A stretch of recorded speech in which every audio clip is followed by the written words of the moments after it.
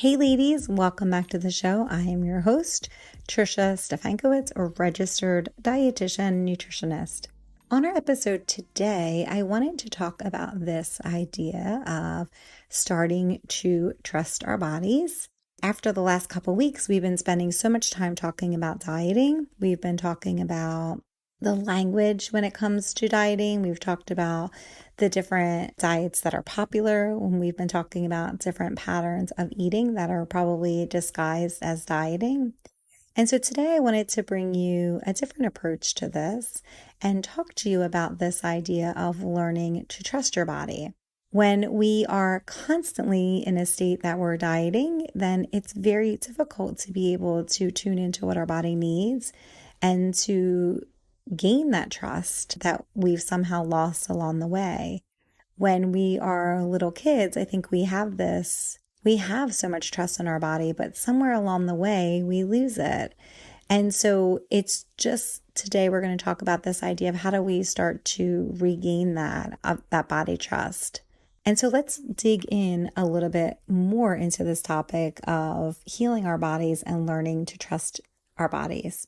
We're talking about turning towards our body with kindness and love and acceptance.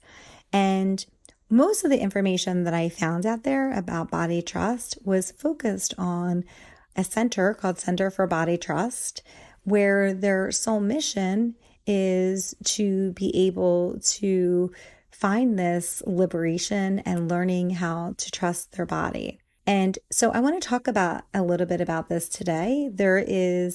Body Trust is a trademark name, and it was basically, or the Centers for Body Trust is essentially this trademarked organization that is really having this idea that there is a radical revisioning of what it is to have acceptance in your body, and that you are kind of going against the conventional idea of food and body image and all the different things concerned with weight in our culture. So it's this idea that you're having a shift in paradigm, that you're not going to be focusing so much on what you look like on the outside, and you're kind of getting out of your head, and you're going to be in this place that you're dealing with your body with kindness. And some of this is exploring self-compassion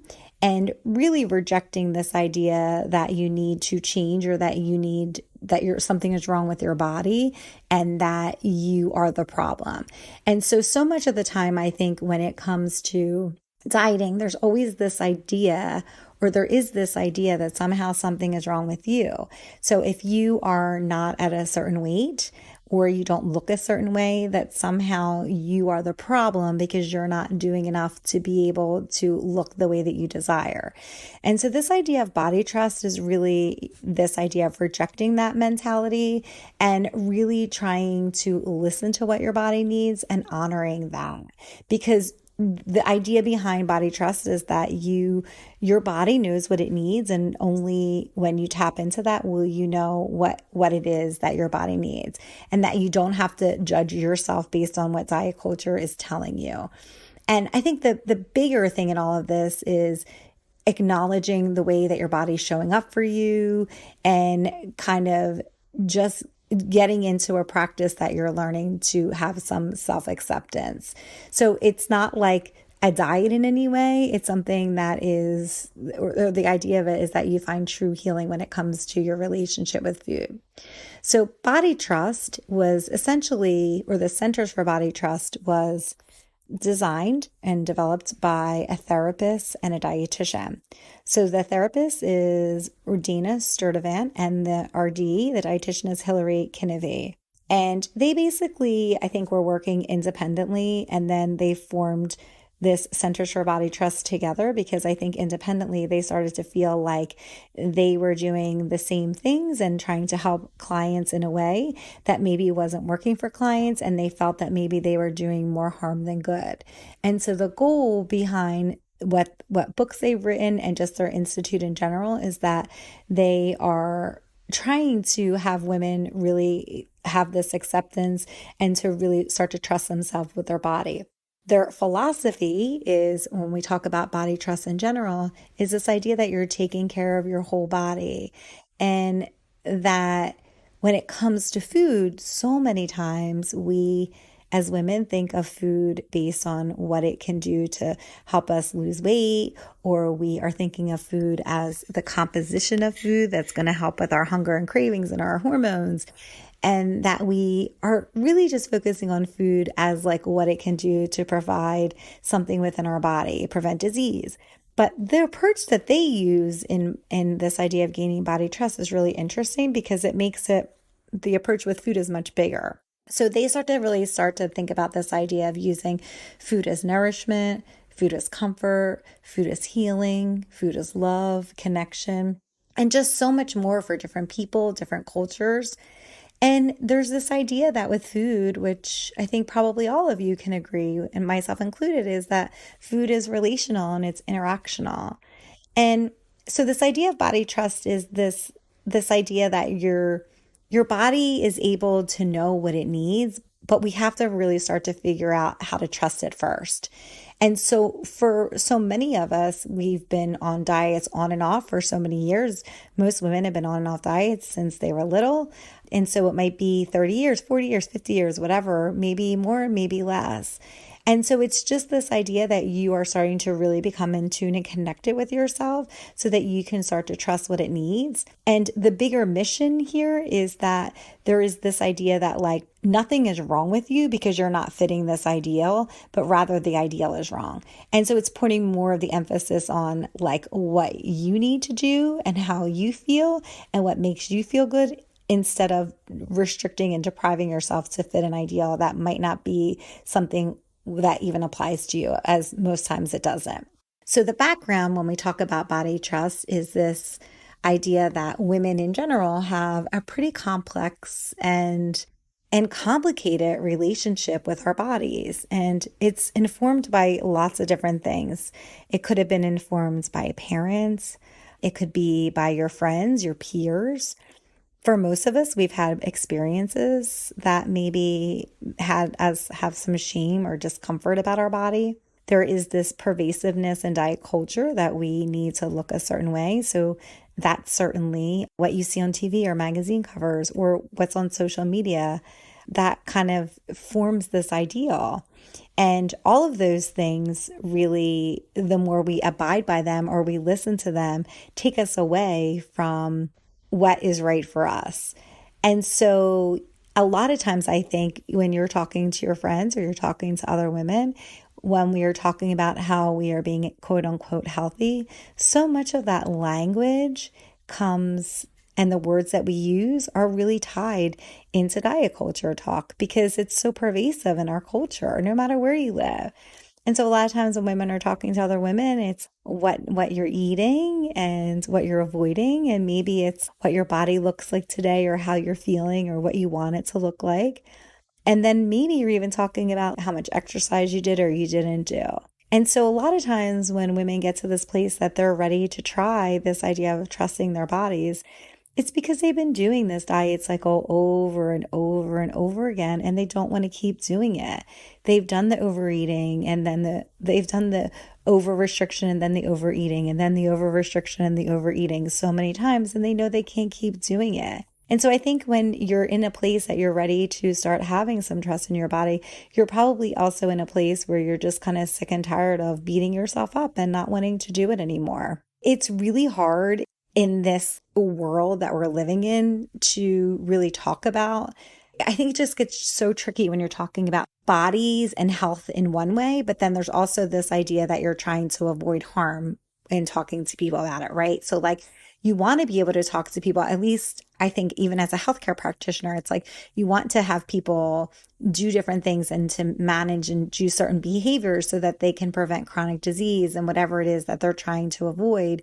But then how do you do that in a way that you're not causing harm or further shaming an individual who already has probably a pretty extensive history of shame about their body? And so it's a really tricky I think it's a really tricky line to walk because you're trying to help them, but not further enhance any of the negative feelings that they're already thinking or feeling about their body. And so the goal when it comes to body trust is to really get to a place that you're finding the balance and realigning with yourself. And so much of the work when you're talking about trying to gain more trust in your body is between you and your body, and really trying to figure out what it is that you love about yourself and not what society is telling you to love about yourself. So focusing on things that you like about you, not what society is saying that makes you lovable or makes you likable or makes you feel a certain way.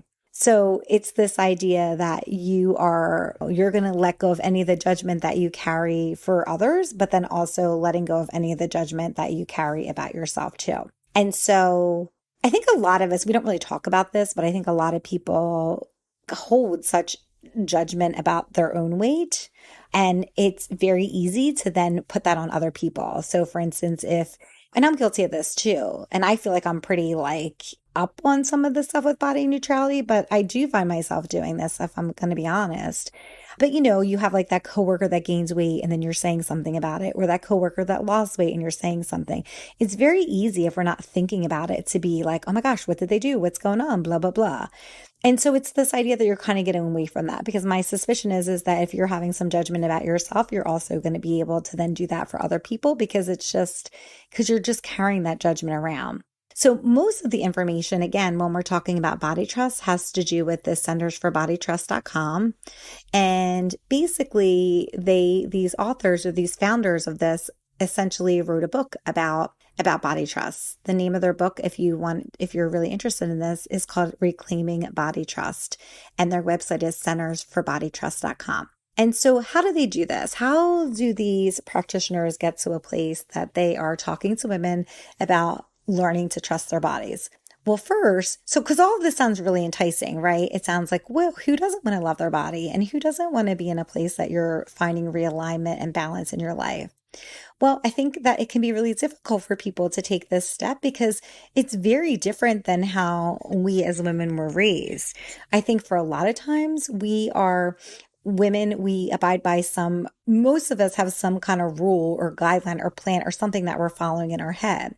But when we're talking about body trust, you're doing the opposite, because you don't want any of those things anymore, because you're trying to really tap into what your body wants and what you need, and to really get to a place that you're learning to trust yourself.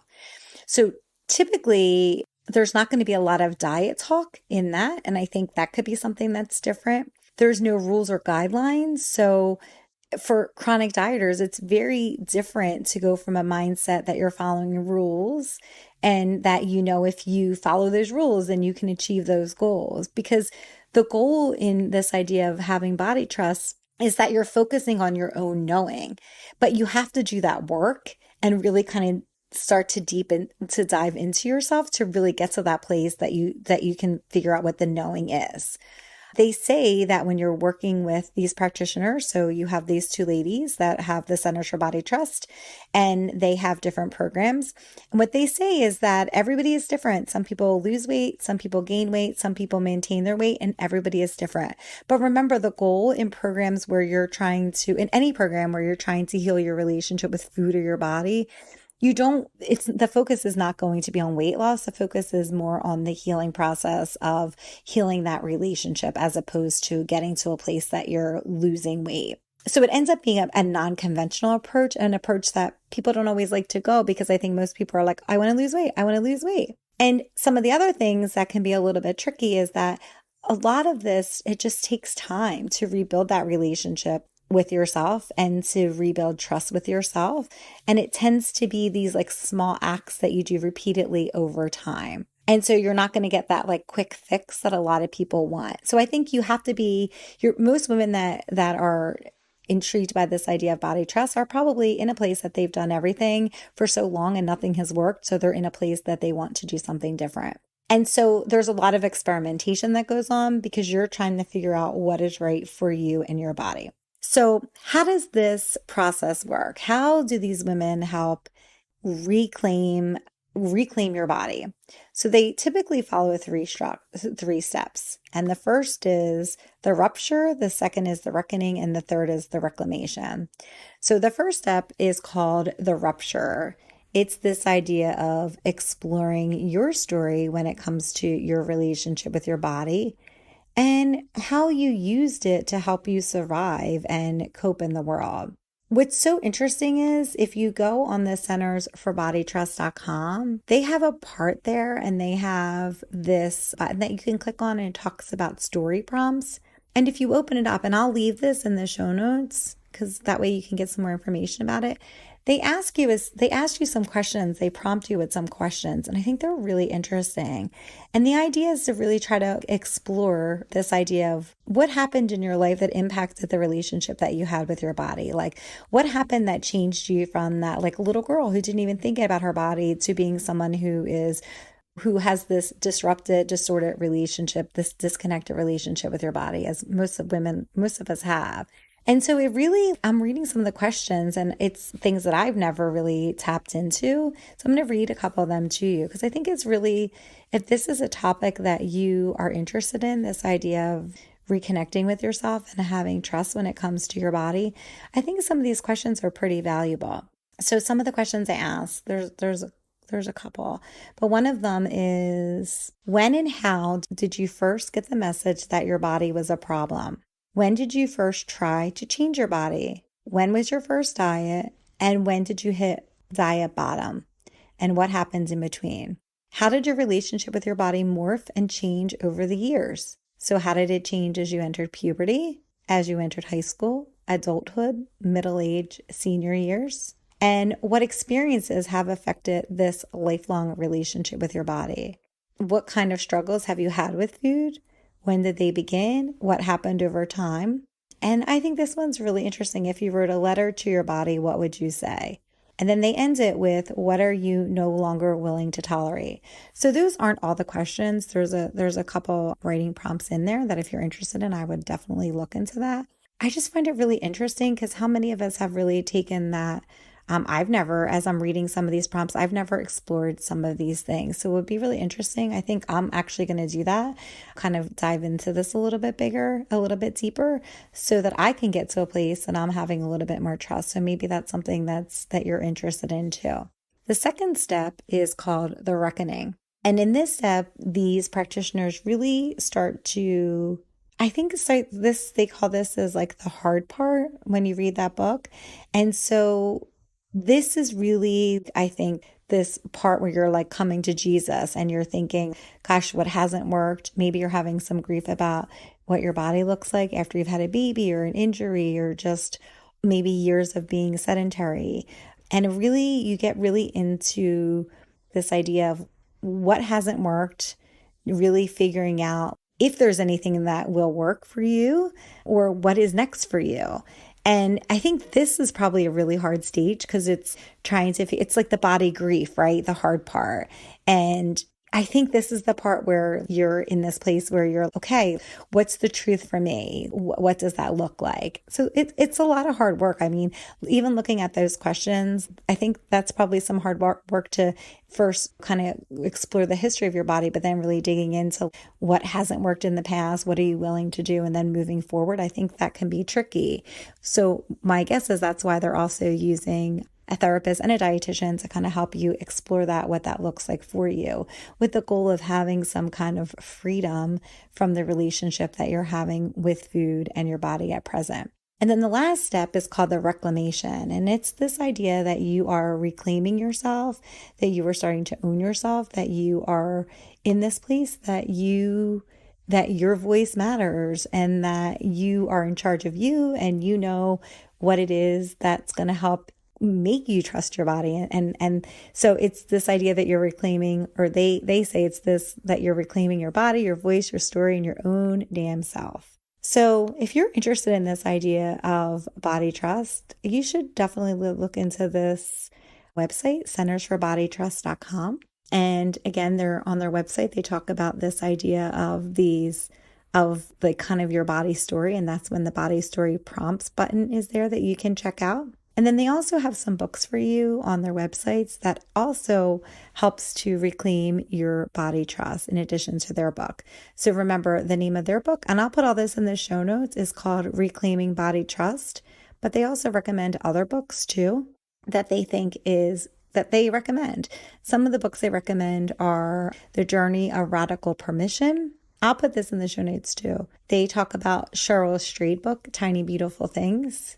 They talk about lots of different, the Anti-Diet book by Christy Harrison. They talk about Shrill by Lindy West. And I think that's actually a TV show too. And if you have littler kids, they talk about how to raise an intuitive eater. And if you're somebody who is dealing with some kind of self-image related to having a marginalized lived experience, there is also another book in there too, Decolonizing Wellness. So there's some really good resources in here. So I wanted to provide something to you that was informational, that was different from the dieting approach, especially if you're in a place that you don't want to do that anymore and you are interested in doing some deeper work when it comes to starting to heal your relationship with food in your body.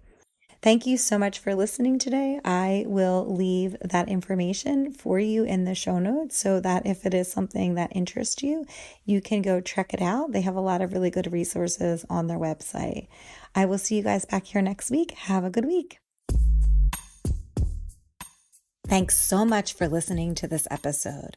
If you found value in this podcast, please rate, review, or subscribe on Apple Podcasts or Spotify. Don't forget to share this episode with your friends. Together, we can take tiny, imperfect steps towards creating the whole health we desire and deserve. Don't forget to grab your freebie. You can find the link in your show notes or over at trishard.com. I'll see you back here next week.